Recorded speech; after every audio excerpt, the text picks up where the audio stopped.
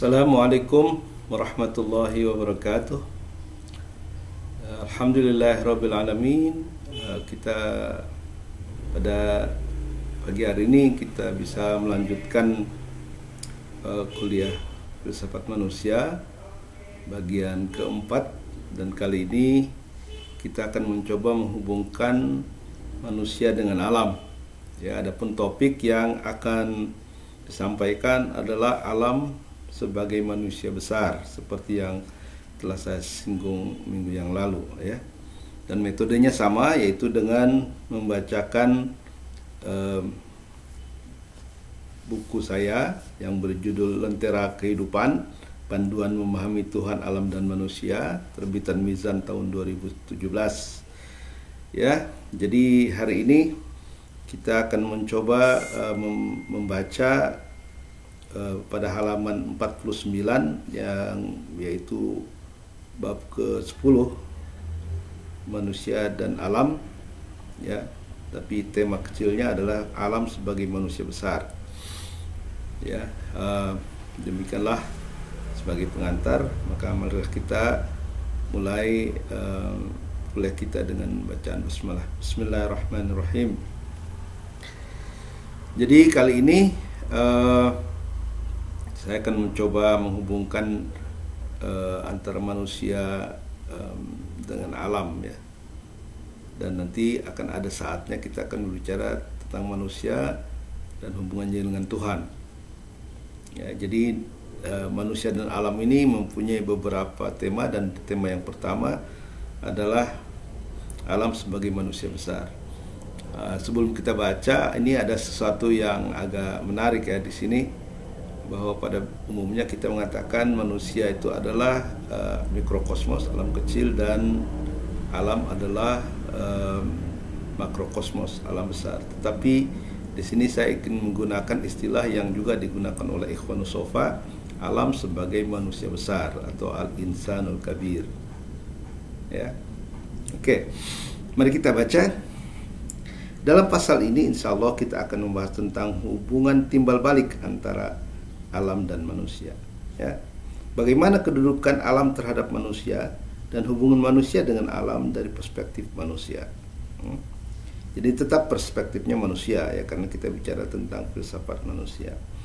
Adalah menarik apa yang diungkapkan oleh Ikhwanus Sofa berkaitan dengan hubungan timbal balik antara alam dan manusia itu, yaitu bahwa alam adalah manusia besar, al-insanul kabir, sementara manusia adalah alam kecil atau mikrokosmos, al-alamus shaghir. Dari ungkapan di atas sudah tergambar secara positif adanya hubungan mesra antara keduanya, seakan-akan yang satu hendak mewakili dan merangkan yang lain. Ya. Hubungan mesra antara langit dan bumi yang digambarkan oleh Maulana Rumi di bawah ini mungkin bisa mewakili hubungan alam sebagai manusia besar dan manusia sebagai alam kecil. Dan manusia yang merupakan anak terbaik dari yang dihasilkan bumi, sang ibu pertiwi.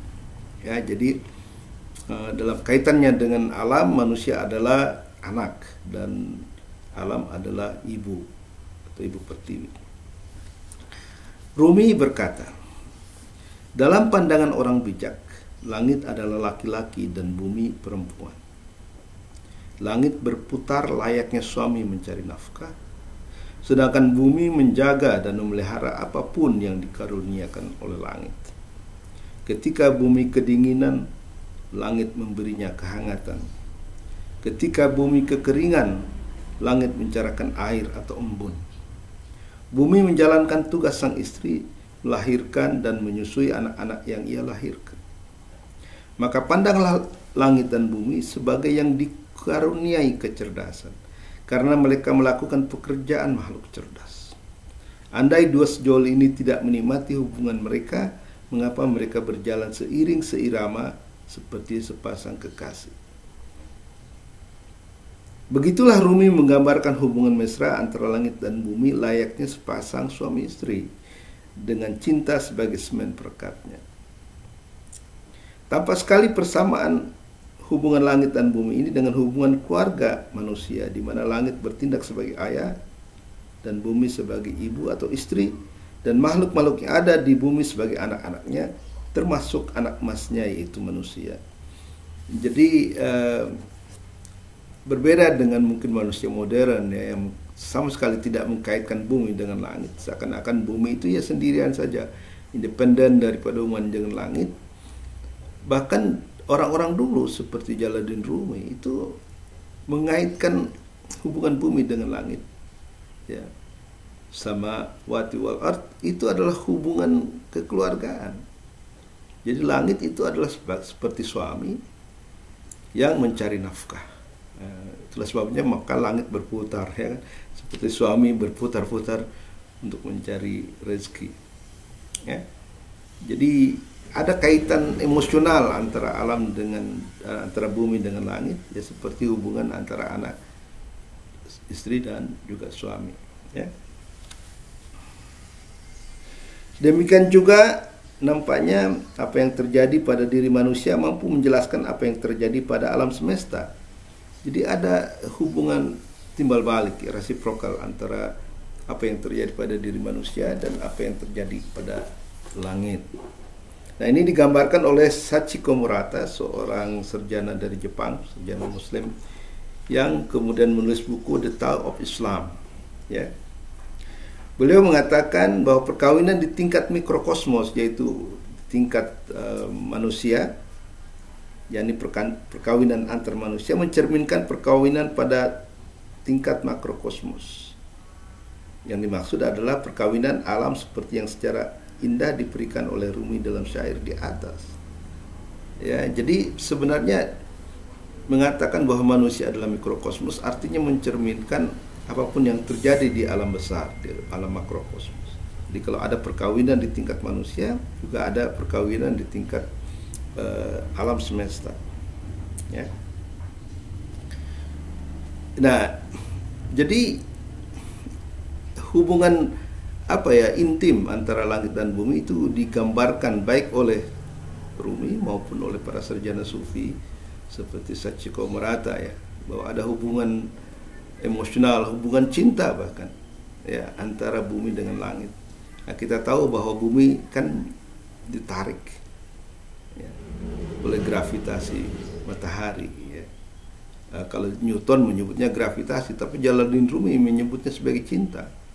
Dan seperti gravitasi, cinta juga menarik, ya, membuat objeknya itu berputar-putar, mengelilingi yang menariknya itu. Ya. Kembali pada fokus kita, yaitu alam sebagai manusia besar, al-insan al-kabir. Biasanya kalau kita merujuk ke alam, kita menyebutnya sebagai makrokosmos atau alam besar. Namun Ikhwanus Sofa justru memilih gelar manusia besar untuk alam dan alam kecil untuk manusia. Ini menurut saya karena mereka ingin menggambarkan hubungan yang lebih erat lagi antara keduanya, yang tidak begitu kuat tercermin pada terminologi makrokosmos dan mikrokosmos.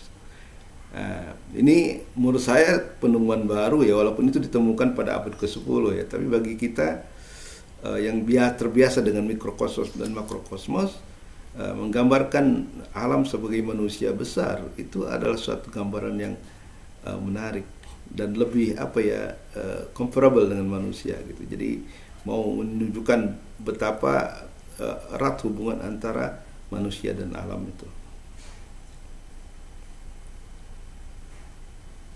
Dengan ini barangkali dimaksudkan agar manusia bisa belajar tentang alam dari dirinya sendiri. Demikian juga sebaliknya, kita bisa lebih paham lagi tentang manusia dari mempelajari alam secara seksama. Ya kan? Nah, ini mudah-mudahan bisa diikuti sampai di sini, ya. Mungkin kita akan bertanya, kalau alam ini dipandang sebagai makhluk yang mati, lalu bagaimana menjelaskan gerak dan tingkah laku alam yang begitu harmonis dan simetris? Nah, biasanya sampai saat ini orang-orang modern menganggap bahwa alam itu sebagai objek, ya. Objek yang tidak punya kehidupan, ya, objek yang kemudian ya bisa kita eksploitasi semaunya. Seakan-akan kita menganggap bahwa alam memang tidak punya kehidupan, tidak punya jiwa. Ya, dan ini menyebabkan perlakuan kita kepada alam itu sangat tidak ramah. Dan karena itu alam sering marah ya, dengan menimbulkan bencana dan sebagainya. Ya. Saya pernah menulis satu artikel yang diterbitkan oleh Springer Singapura tahun 2016 kalau tidak salah, ya, di mana saya menggambarkan pandangan Jalil Rumi tentang bumi sebagai makhluk hidup. Ya. Jadi bumi itu jangan pandang sebagai makhluk mati, tapi dia makhluk hidup yang mengerti cinta dan mengerti dicintai. Ya. Itu termuat sebagai bab ke-6 dari buku Islamic Perspective on Science and Technology, ya, karena terbitan Springer Singapura.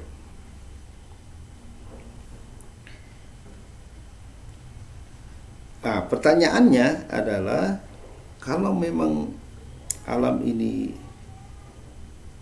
mati, lalu bagaimana menjelaskan gerakan dan tingkah laku alam yang begitu harmonis dan simetris? Kalau harmonis kita bisa melihatlah, ya, kalau kita lihat misalnya pergerakan tata surya, ya, di mana planet-planet itu yang banyak tidak pernah bertabrakan satu sama lain, ya. Dan kalau kita mau ke dunia mikro, kita juga melihat betapa atom itu yang memiliki kadang-kadang 8 elektron pada ruang yang begitu sempit, mengelilingi nukleusnya, tapi tidak pernah terjadi tabrakan. Nah, ini itu menunjukkan harmoni dan juga simetris, ya. Jadi ada tantangan nih bagi orang yang sekuler yang menganggap bumi itu mati, nggak punya nyawa, bahkan juga alam semesta tidak punya jiwa. Bagaimana menjelaskan ini? Mengapa mereka bertingkah laku seperti itu? Bagaimana menjelaskan tingkah laku alam yang begitu cerdas seperti yang digambarkan dalam puisi Jalaluddin Rumi di atas? Ya kan? Bagaimana alam melahirkan kreasi-kreasi yang begitu menakjubkan, misalnya batu-batu permata, bunga-bunga yang begitu indah dan harum, burung-burung yang begitu gesit dan berbulu indah, dan tentunya manusia yang begitu kreatif dan cerdas. Kalau alam itu mati, kenapa bisa melahirkan manusia yang begitu cerdas? Nah, ini telah terjadi pergeseran pemikiran filosofis tentang alam. Dulu Ibnu Sina menggambarkan semua planet, bahkan semua benda itu memiliki jiwa.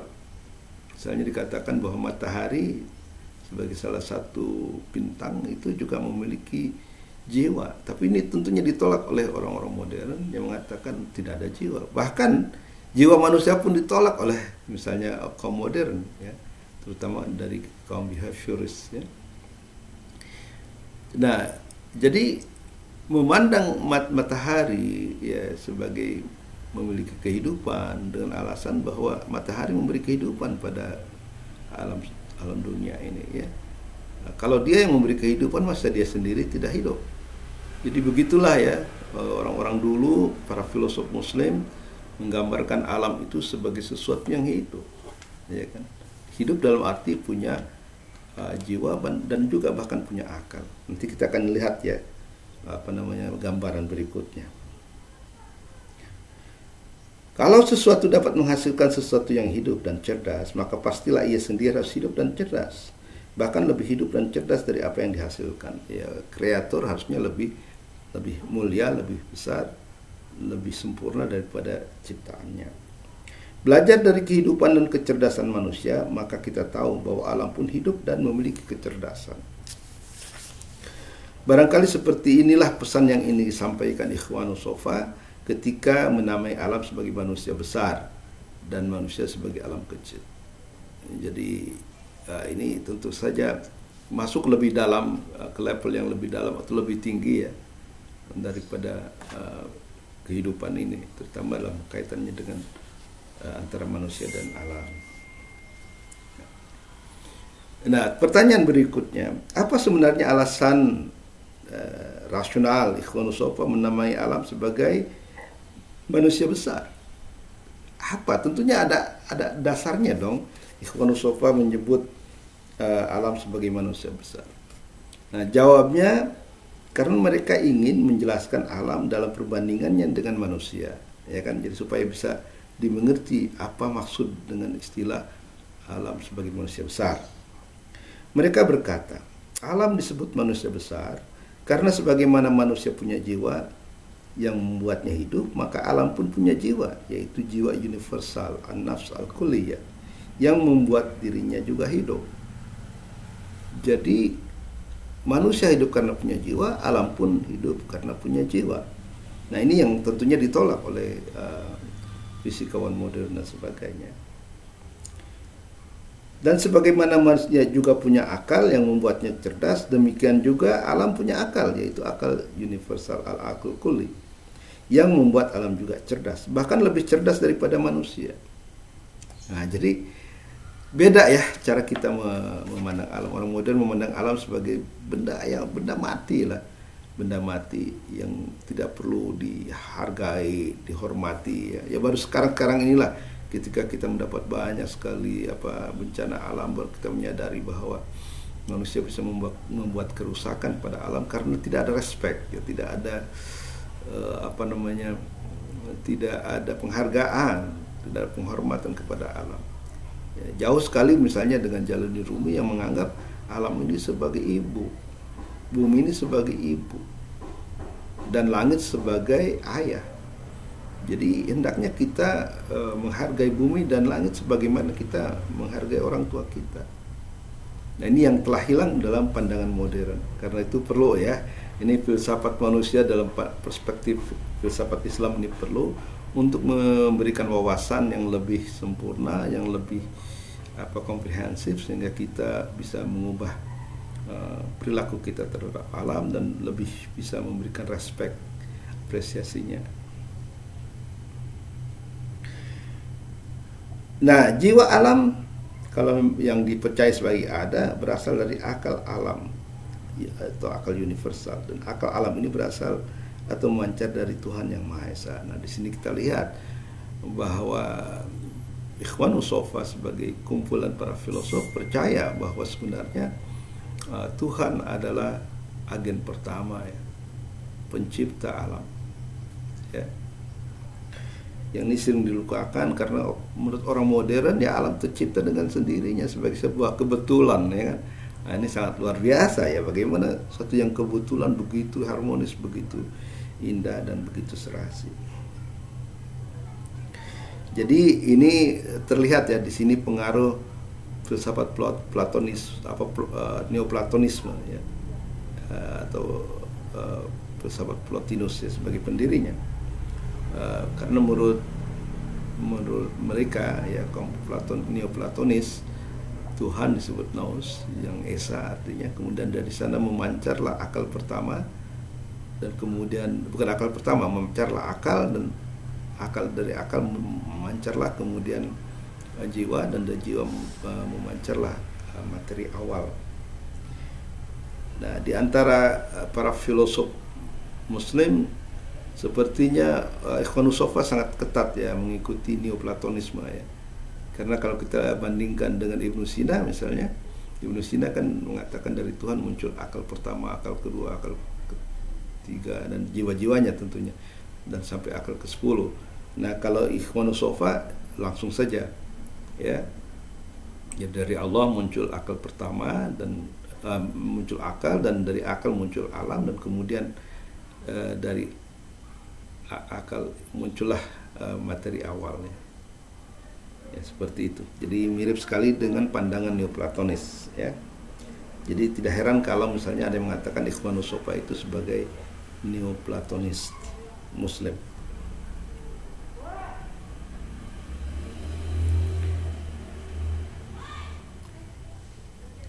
Nah, sekarang apa bedanya? Ada pengaruh apa beda pengaruh antara jiwa dan akal ke dalam atau terhadap alam ini, ya? Nah, dikatakan jiwa itu adalah prinsip gerak dan kehidupan. Jadi kalau ada gerak dan kehidupan di alam semesta ini, itu adalah merupakan bukti bagi Ikhwanus Sofa akan keberadaan jiwa alam, ya kan? Dan kita lihat selalu ada gerak. Ya, alam ini tidak pernah berhenti, ya. Seperti gambarkan oleh Heraklitos, ya, filosof kuno Yunani yang mengatakan pantare, bahwa alam ini selalu bergerak, mengalir, ya kan. Dan itu dijelaskan oleh Ikhwanus Sofa, adanya gerak itu menunjukkan adanya jiwa alam, ya kan. Tanpa jiwa alam maka alam akan kehilangan tenaganya untuk bergerak, ya.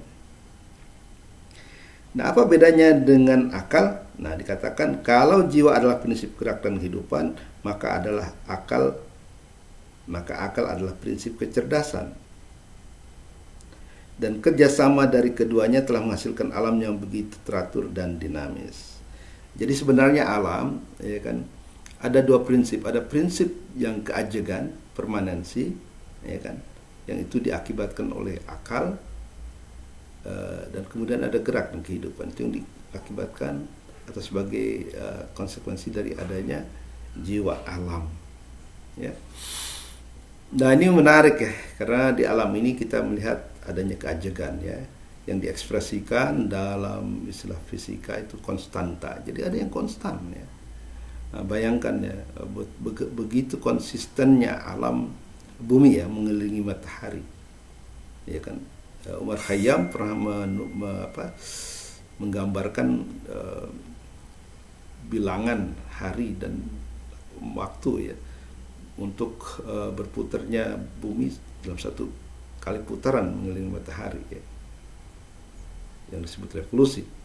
Itu bukan main, persis sekali, ya, yaitu 365 hari, sekian jam, sekian menit, sekian detik, bahkan sampai digitnya itu mungkin lebih dari 1 miliar, ya. Itu begitu tepatnya, ya, begitu akuratnya bumi mengelilingi matahari dalam waktu yang sangat akurat, ya, bukan hanya detik, ya, tetapi detik juga dibagi lagi 1 miliar, sehingga digitnya sampai panjang sekali, ya. Itu menunjukkan bahwa ada keajegan, ya. Demikian juga tentunya menurut fisika modern ada konstanta, ya, misalnya gravitasi, ya kan, kecepatan cahaya, ya kan, ada konstanta Bohr, Planck dan sebagainya, yang itu menunjukkan adanya keajegan, kemudian juga simetri, kemudian juga harmoni yang ada di alam, struktur yang begitu kuat, ya, misalnya DNA saja itu punya struktur yang lainnya yang sangat kaya, gitu. Itu semuanya menunjukkan keberadaan daripada akal universal alam, ya. Keajegan ini juga bisa dilihat misalnya tata surya yang begitu indah dan rapi dan tersusun. Demikian juga susunan atom yang rumit, hukum-hukum fisik yang tetap, yang ditala sedemikian halusnya, finely tuned, ya, dalam apa yang diistilahkan dalam fisika dengan konstanta. Bagi saya semua ini merupakan bukti-bukti yang nyata dari kecerdasan akal alam yang disebut akal universal ini. Jadi Ikhwanus Sofa tidak begitu saja sembarangan, ya, mengatakan bahwa alam punya akal, yaitu akal universal, tetapi juga menunjukkan efek dan bukti-bukti adanya akal universal tersebut. Jadi sekali lagi akal itu adalah menimbulkan efek konstan, ya, immanence, sementara jiwa menunjukkan kepada perubahan dan gabungan antara perubahan dan permanen inilah yang kemudian menyusun dunia yang begitu indah dan serasi. Nah, sedangkan gerak lembut dan gemulai yang kita saksikan pada kaki atau ekor ubur-ubur, atau gerakan cepat sejumlah elektron yang mengelilingi proton pada atom, demikian juga gerak spiral yang kita dapati pada galaksi, angin topan, typhoon, dan pusaran air, whirlpool, bagi saya tak ayal lagi merupakan bukti yang nyata dari kehadiran dan aktivitas jiwa universal ini, ya. Nah, bukan hanya karya-karya sistemik yang ditunjukkan oleh alam, tapi juga karya-karya estetik yang terhampar luas di jagat raya. Rupanya keindahan yang tercipta karena ada hubungan cinta dari jiwa dan jiwa universal terhadap akal universal, dan cinta akal terhadap Tuhan. Jadi produk alam yang begitu indah ini digambarkan oleh Ikhwanus Shafa sebagai hasil hubungan cinta ya antara jiwa dan akal universal, dan juga antara akal dan Tuhan Maha Pencipta. Nah, Surawardi dalam bukunya Hikmatul Isyraq menggambarkan pola hubungan ini sangat indah ya. Pola hubungan antara mereka, jiwa, akal, Tuhan, dijelaskan oleh Surawardi sebagai pola hubungan cinta dan dominasi ya. Cinta adalah hubungan dari yang rendah kepada yang di atasnya, dan dominasi adalah hubungan yang dari atas ke bawahnya ya kan? Hasil hubungan cinta dan dominasi ini adalah karya-karya indah yang dipamerkan alam kepada kita manusia. Seperti manusia yang penuh cinta menghasilkan karya-karya estetik berupa puisi, musik, dan lukisan yang sangat indah, demikian juga cinta jiwa universal pada akal universal dan akal universal pada Tuhan telah menghasilkan karya-karya seni yang luar biasa indahnya yang dapat kita saksikan di berbagai level wujud atau eksistensi, seperti pada batu-batu dan logam mulia. Nah, ini juga merupakan satu produk dari hubungan cinta ya. Di dunia mineral, bunga-bunga dengan aneka warna dan aroma di dunia tumbuhan ya, bulu-bulu yang sangat mempesona dari burung merak dan cendrawasih sehingga dijuluki bird of paradise, burung-burung surga, sakup kupu dengan pola warna dan cemerlang, dan juga sisik-sisik ikan yang sangat kaya dengan bentuk, warna, dan aneka ukuran di dunia hewan. Tampak jelaslah gambaran alam sebagai manusia besar dari apa yang mereka hasilkan ya. Jadi alam ini cerdas gitu, karena apa? Telah menghasilkan karya-karya yang luar biasa ya, khususnya adalah manusia. Manusia adalah karya dari alam ya kan, dia manusia lahir dari alam. Jadi alamlah yang sebenarnya menciptakan manusia. Jadi tampak jelaslah gambaran alam sebagai manusia besar dari apa yang mereka hasilkan. Manusia sebagai anak atau kreasi utama atau magnus opus alam merupakan pengejantahan karya seni dari dan ilmiah alam, di mana segi kecerdasan, keindahan, dan aktivitas tergambar dengan sangat nyata. Ya, mudah-mudahan bisa mengerti ya sampai sini. Jadi apa yang dihasilkan alam itu ada dimensi spiritualnya, yaitu adanya cinta antara jiwa dan akal dan Tuhan yang menciptanya. Kalau ciptaan saja sudah begitu indah, maka alangkah indahnya lagi yang menciptakan. Jadi ini kita akan masuk ke dalam satu persoalan yang agak rumit ya. Ini soal mencipta apa? Apakah alam bisa dikatakan sebagai mencipta apa-apa yang ada di alam ini sebagai anak-anaknya? Tapi rumusnya adalah pencipta mesti lebih utama daripada ciptaan. Dan maka pertanyaannya, kalau sebagai hasil ciptaannya manusia sudah begitu cerdas, maka pastilah penciptanya jauh lebih cerdas. Karena secanggih-canggihnya ciptaan, seindah-indahnya ciptaan, secerdas-cerdasnya ciptaan, tentu tidak akan lebih canggih, indah, dan cerdas daripada penciptanya. Ya, di sini kita masuk ke dalam persoalan teologis ya.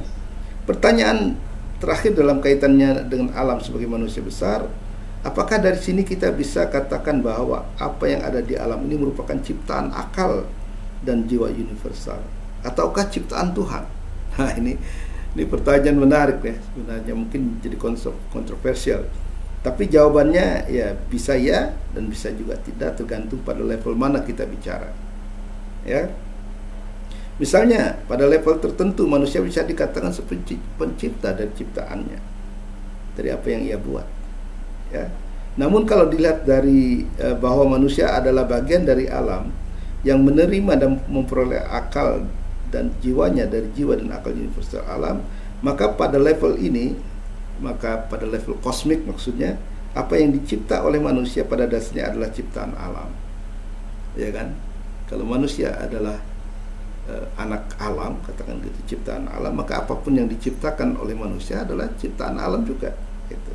Karena apapun yang muncul pada bagian alam adalah hasil karya alam, termasuk di dalamnya manusia ya, beserta segala hasil ciptaan. Pada level ini, yakni pada level kosmik, apa yang dicipta manusia sebagai bagian dari alam adalah ciptaan alam juga. Sebagaimana diri manusia ini sendiri adalah hasil karya terbaiknya. Ya. Nah, akan tetapi perlu dicatat ini supaya tidak menyesatkan ya. Akan tetapi perlu dicatat bahwa karena akal dan jiwa universal adalah ciptaan Tuhan, maka apapun yang diciptakan akal dan jiwa universal pada hakikatnya adalah ciptaan Allah juga. Ya, Tuhan sekalian alam. Jadi pada level ini, pada level ilahiyah, yakni pada level yang tertinggi, Tuhanlah pencipta sesungguhnya dari segala apa yang ada di dunia ini. Sedangkan jiwa dan akal universal hanyalah malaikat, tentara, atau pembantu bagi merealisasikan kehendak dan kreasi Tuhan. Ya, jadi malaikat itu hanya menjalankan tugas yang diberikan oleh Allah. Ya, kalau dia diminta untuk menciptakan ini, itu bukan berarti bahwa dia pencipta sesungguhnya, karena pencipta yang sesungguhnya adalah Allah. Mereka adalah pembantu-pembantu. Nah, untuk memperjelas pandangannya ini, Ikhwanus Shafaa pernah menyampaikan pertanyaan, siapakah pencipta piramid? Kita bicara piramid yang ada di Mesir. Jawabnya tentu saja Fir'aun. Ya, tetapi kalau kita tanya lagi, apakah Fir'aun betul-betul mengerjakan pembangunan piramid secara langsung? Tentu saja tidak. Ya. Kemuliaannya sebagai raja tidak memungkinkan terjun langsung sendiri ke lapangan mencampur jerami dengan lumpur. Dia cukup memerintahkan anak buahnya untuk melaksanakan kehendak dan kreasinya tersebut.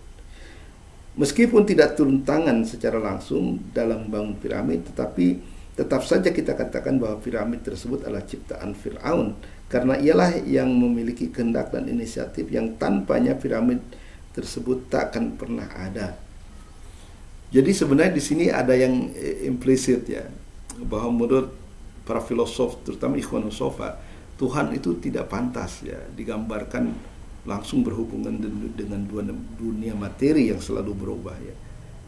Dia adalah prinsip universal, karena itu dia harus berurusan dengan soal-soal yang universal saja. Jadi para filosof mentransendensikan Tuhan untuk bisa langsung berhubungan dengan alam secara langsung. Karena itu tidak patut menurut mereka dari sudut kemuliaannya. Sebagaimana Fir'aun tidak patut dia mengaduk-aduk jerami ya. Terlalu mulia bagi Fir'aun untuk melakukan itu. Dan begitu juga Allah memerintahkan malaikatnya atau akal-akal ya, akal dan jiwa universal untuk mengatur alam ini. Jadi Allah digambarkan sebagai tidak langsung ya berkaitan dengan alam fisik yang selalu berubah-ubah. Dan ini mungkin juga dari sini dapat dimengerti mengapa menurut Ibnu Sina Tuhan hanya mengetahui alam secara universal ya. Jadi tidak partikular. Karena partikular ini selalu berubah. Ya.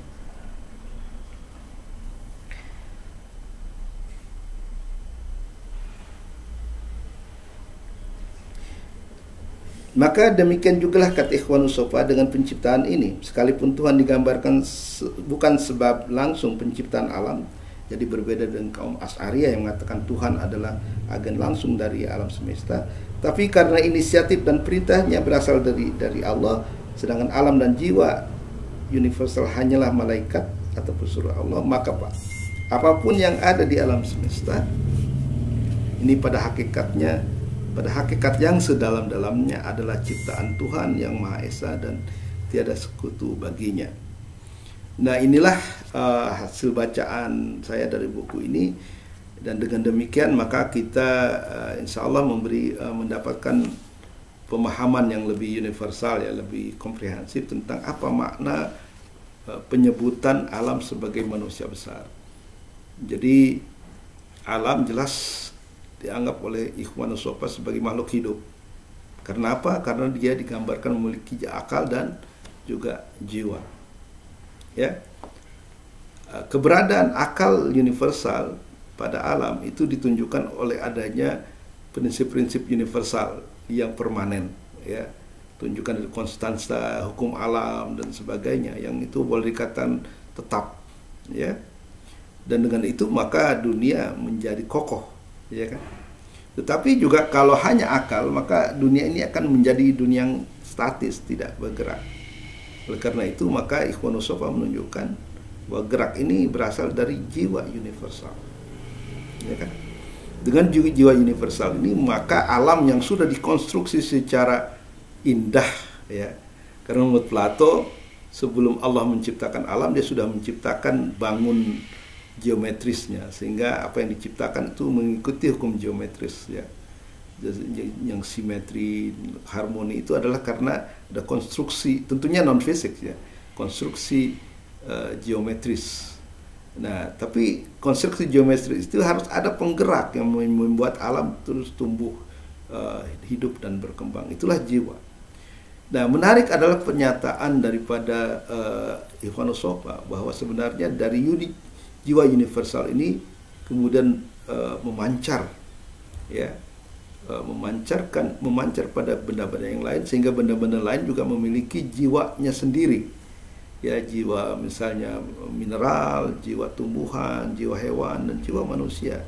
Dan menurut mereka itu berasal dari jiwa universal itu. Ya, maka jiwa-jiwa yang kemudian katakanlah menghuni benda-benda tadi itu disebut jiwa partikular, ya, an-nafs al-juz'iyah, al-anfus al-juz'iyah. Jadi ada jiwa mineral, an-nafs al-ma'daniyah, ya, kemudian ada jiwa tumbuhan, ya, an-nafs an-nabatiyah, kemudian jiwa hewan, an-nafs al-hayawaniyah, dan kemudian ada jiwa manusia tentunya an-nafs al-insaniyah atau disebut an-nafs an-nutqiyah. Jadi demikianlah bahwa di setiap benda yang ada di bumi ini sebenarnya menurut mereka adalah memiliki jiwa. Nah, jiwa-jiwa ini kemudian memiliki kapasitas yang berbeda, level dan batasnya, ya kan. Nanti kita akan bahas lagi lebih lanjut soal ini dalam kuliah yang akan datang, yaitu tentang manusia sebagai alam kecil atau mikrokosmos. Ya, akan secara detail dijelaskan bagaimana daya dan awal mula dari jiwa-jiwa partikular ini. Ya, jadi diharapkan dengan ini kita bisa mengerti bagaimana pandangan para filosof Muslim, khususnya yang direpresentasikan, yang diwakili oleh Ikhwanus Shafah dalam memandang alam. Jadi alam sama sekali bukan mati. Alam itu adalah makhluk yang hidup. Karena apanya? Punya jiwa dan punya akal. Tetapi ini juga perlu diingat, karena sebagai manusia besar, jiwa manusia itu juga punya waktu, ya. Di kulli syai' ajal. Jadi setiap sesuatu ada batas waktunya. Jadi sebagaimana jiwa manusia yang nanti berakhir dengan kematian, maka jiwa alam pun menurut Ikhwanus Shafah akan berakhir, di mana kemudian alam tidak punya kekuatan lagi dan ambruk, ya. Itulah mungkin yang disebut kiamat kubro. Ya, kalau kematian manusia adalah disebut kiamat sugro, kematian alam semesta itu, ya, karena kembalinya jiwa kepada Tuhan disebut kiamat kubro. Demikianlah apa yang dapat saya sampaikan. Mudah-mudahan dapat dimengerti dan mudah-mudahan mendapatkan wawasan yang memberikan wawasan kepada kita di dalam rangka melihat filsafat manusia, hakikat manusia, dan dalam kaitannya dengan alam. Demikian saja, lebih kurangnya saya mohon maaf. Billahi taufiq wal hidayah. Wassalamualaikum warahmatullahi wabarakatuh.